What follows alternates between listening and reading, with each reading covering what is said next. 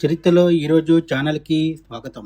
1985 సంవత్సరం మార్చి 27వ తేదీన తమిళనాడులోని జన్మించిన రామ్ చరణ్ ఈరోజు తెలుగు సినిమా ఇండస్ట్రీలో అగ్ర కథానాయకుడిగా నిలిచాడు. ఆయన ప్రముఖ నటుడు చిరంజీవి యొక్క కుమారుడు. చిన్ననాటి నుంచే సినిమాలపై ఆసక్తి ఉన్న రామ్ చరణ్ 2007వ సంవత్సరంలో చిరుత సినిమా ద్వారా హీరోగా ఎంట్రీ ఇచ్చారు. మొదటి సినిమాతోనే మంచి గుర్తింపు పొందారు. అయితే ఆయనకు భారీ విజయాన్ని తెచ్చిన సినిమా మగధీర. ఈ సినిమా ద్వారా ఆయన స్టార్ హీరోగా కూడా ఎదిగాడు.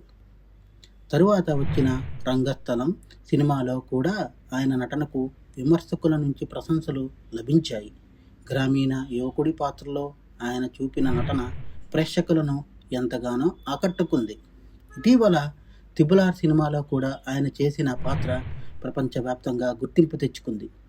ఈ సినిమాతో రామ్ చరణ్ గ్లోబల్ స్టార్గా ఎదిగారు. కష్టపడి పట్టుదలతో ముందుకు సాగితే మన ప్రతిభ ప్రపంచానికి తెలియచేయవచ్చు. రామ్ చరణ్ జీవితం యువతకు ఒక గొప్ప ప్రేరణ. మా కంటెంట్ మీకు నచ్చినట్లయితే లైక్ చేయండి, షేర్ చేయండి, సబ్స్క్రైబ్ చేయండి.